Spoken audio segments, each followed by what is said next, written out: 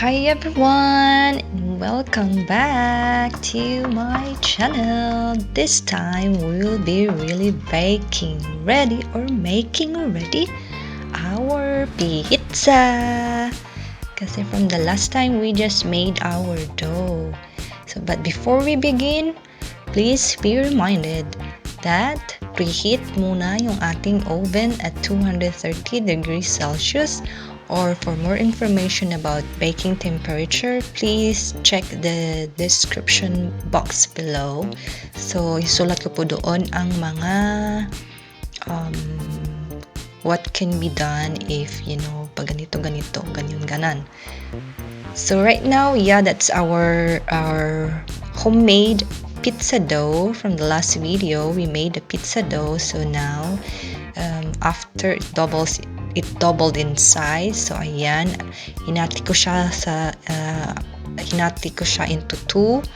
So the recipe for the pizza dough from the last video is it's good for 2 pizza kasi it's gonna be kind of a thin pizza. So ganyan lang, ihanda lang natin ang dough.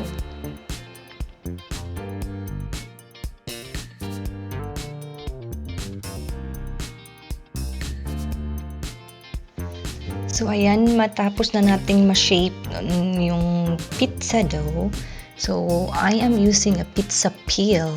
Pero kung wala po kayo nitong pizza peel, pwede lang po nyo gamitin yung regular baking tray or oven tray. So, dun nyo lang po siya ilagay. But, see to it na lagyan nyo po muna ng baking paper sa ibabaw ng baking tray. Kung wala po kayo nitong pizza peel.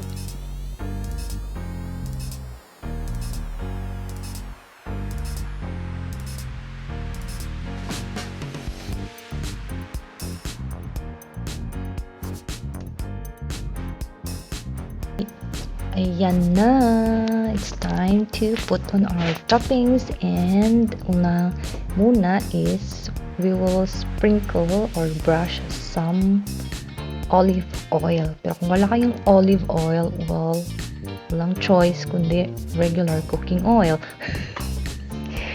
So ayan, lagyan na natin siya ng kaunti to prevent ata the dough na maging sagi daw siya. According sa aking Google research. Now is we're gonna put na the tomato sauce. Ayan. Paglagay nyo po ng tomato sauce, huwag nyo pong ilagay all over the dough. Leave some space from the edge. Para lang hindi mag-escape yung sauce habang niluluto. Yan na yung ibang toppings. Yan ang ginamit ko this time is mixed mozzarella cheese and cheddar cheese. Kasi wala namang ibang topping. So parang siya, mixed cheese pizza. Yung iba nga is 4 cheese pizza.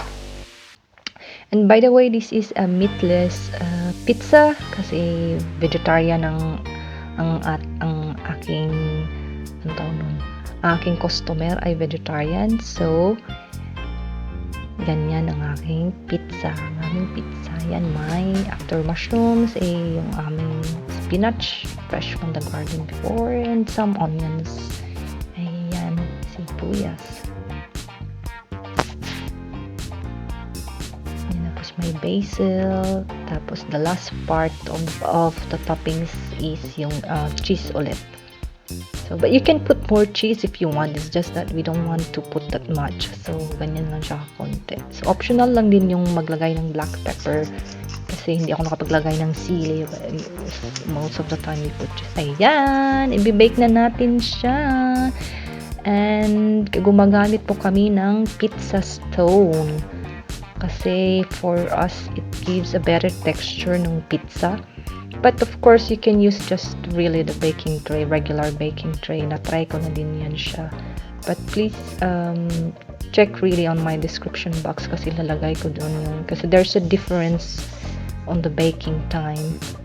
So, please do check the description box. Ayan na ang ating pizza. Let's drizzle it with some extra virgin olive oil. Kung wala, Kung wala kayong olive oil, wag na lang din. You can skip that.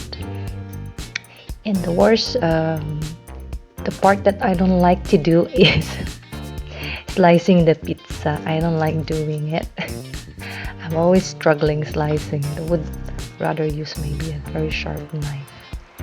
So, ayan ang ating pizza. Meatless pizza. You could definitely put other toppings pa, no, according to your liking, but it's just that yan lang din yung available na ingredients namin by that time na ginawa ko yung pizza. Kaya yan lang yung toppings, but definitely you can put some other toppings, whatever you like. Just don't put too much. Ayan ang naman ito, different, yung second pizza na to kasi dalawa yung dough so ayan, iba naman siya, medyo iba ng konti yung toppings. So meron yung canned tuna and oil, bell pepper, tapos green olives, and then there will be spinach, onion, tsaka the last toppings of course is yung cheese ulit. Ito is regular mozzarella cheese lang yung ginamit ko niyan. So yep, switch off pala siya.